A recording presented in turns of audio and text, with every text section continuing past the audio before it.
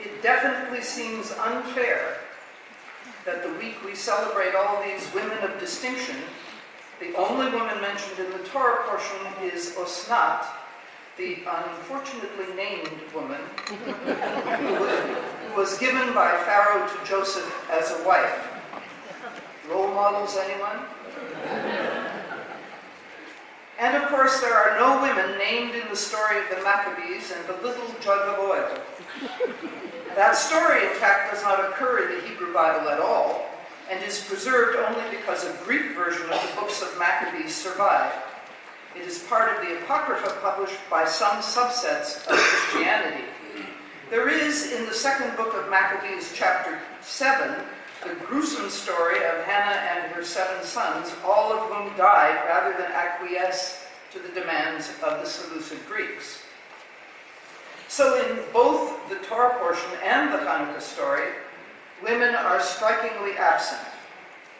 We can take some comfort from the Hanukkah story if we understand that when the temple was retaken by the Maccabees, who had routed the Greeks, the men themselves, think about this, the men themselves cleaned up the mess.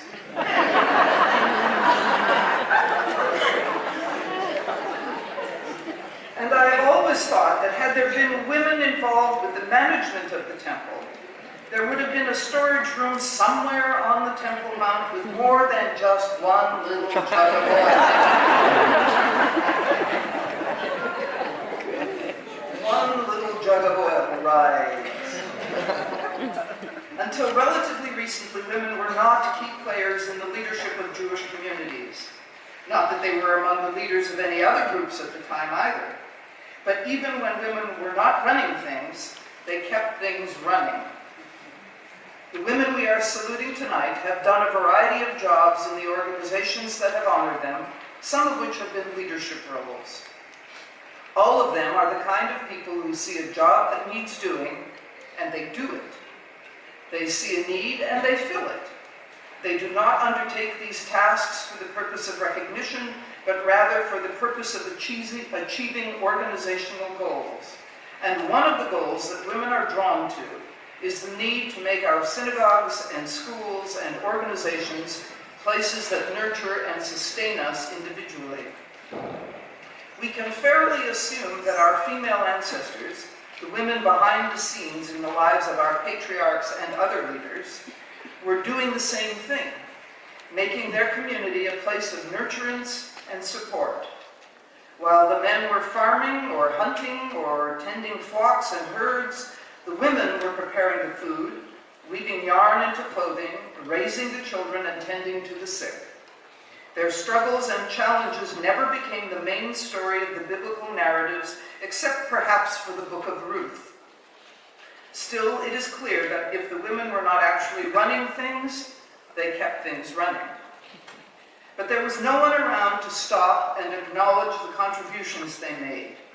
No one would have thought that appropriate. Today we think differently, and we know that we need to encourage people to pitch in to do whatever needs doing for the greater good. So it is very gratifying that each of the organizations represented by these honorees tonight has used this opportunity to show its appreciation for the women who have contributed their time, energy, and commitment to that organization. In doing this, we should also stop and give thought to the women who for millennia were doing the same thing without notice or appreciation. Each woman honored here can be seen as the representative of hundreds or even thousands of women who kept things running, though they were not themselves running things.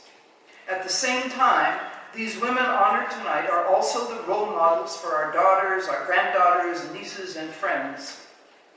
Suddenly, this room is overcrowded with unseen women who are grinning broadly, pleased that their efforts have been recognized, proud to be associated with such a wonderful group of women. If you listen carefully, you will hear them marveling at the many roles our honorees have filled on their path to this occasion. The quelling is deafening.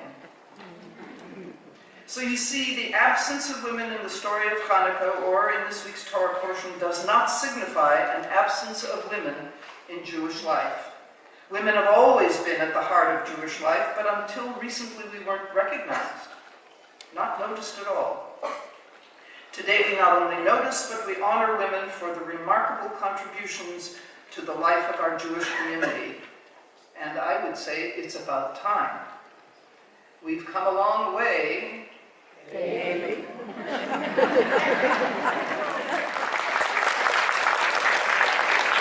Beth Israel of Sun City Center. Barbara shares her New York gusto with everyone she meets and cheers up a room with her infectious laugh. She is a consummate volunteer for Beth Israel of Sun City Center. No task is too big or too small for her to say, I can do that.